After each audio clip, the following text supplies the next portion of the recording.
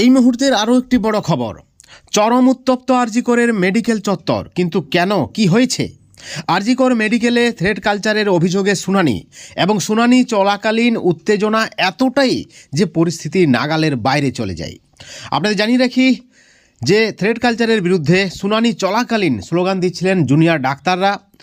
আপনারা সকলেই জানেন যে হাসপাতালে বিশেষ কমিটি গঠন হয়েছে এবং যাদের মধ্যে অভিযুক্ত রয়েছেন আরজিকরের কলেজ হাসপাতালের প্রাক্তন অধ্যক্ষ সন্দীপ ঘোষ থেকে শুরু করে আশিস পাণ্ডে থেকে শুরু করে সৌরভ পাল থেকে শুরু করে শরীফ হাসানরা, এবং তাদেরকে দেখেই ব্যাপক পরিস্থিতি নাগালের বাইরে যায়।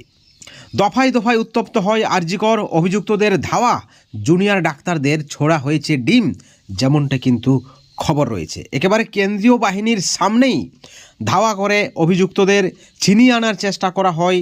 জুনিয়র ডাক্তারদের পক্ষ থেকে রীতিমতো চরম একটা উত্তেজনাময় পরিস্থিতি। আপনারা জানেন যে 12 জনের মধ্যে 5 জনের বয়ান ইতিমধ্যে রেকর্ড করেছে বিশেষ কমিটি। আজকেও অভিযুক্তদের ডাকা হয়েছে, যেমনটা কিন্তু খবর রয়েছে। এবং সেই সঙ্গে আরও বড় খবর যে টিএমসিপি চিকিৎসক নেতা আশিস পাণ্ডেকে ঘিরে একেবারে চোর চোর স্লোগান।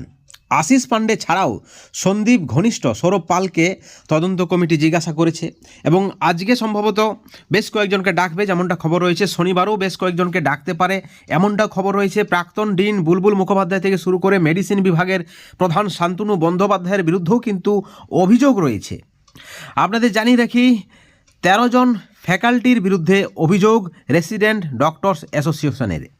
প্রিন্সিপাল, ভাইস প্রিন্সিপালের কাছে অভিযোগ দায়ের করা হয়েছে। আগামী দিনে এদেরকেও ডাকতে পারে, যেমনটা কিন্তু খবর রয়েছে। অর্থাৎ আরজিকর হাসপাতাল চত্বরে চরম উত্তেজনা একেবারে কেন্দ্রীয় বাহিনীর সামনে। এখন দেখার এই যে পরিস্থিতি কোন দিকে মোড় নিচ্ছে, সেটাই কিন্তু দেখার। এবং সেই সঙ্গে আপনারা জানেন যে গতকালকে বিজেপির পক্ষ থেকে কর্মসূচি পালন করা হয়। মমতা বন্দ্যোপাধ্যায়ের বাড়ির অদূরেই হাজরা মোড়ে কালীঘাট চলো তাদের কর্মসূচি ছিল, সেটাও কিন্তু পালিত হয়। অর্থাৎ সব মিলিয়ে একটা উত্তেজনাময় পরিস্থিতি আরজিকর কাণ্ডে। এই ভিডিওর পরিপ্রেক্ষিতে আপনাদের মতামত আপনারা জানাবেন এবং এই ধরনের আরও আপডেট পেতে চ্যানেলটিকে সাবস্ক্রাইব করে রাখবেন।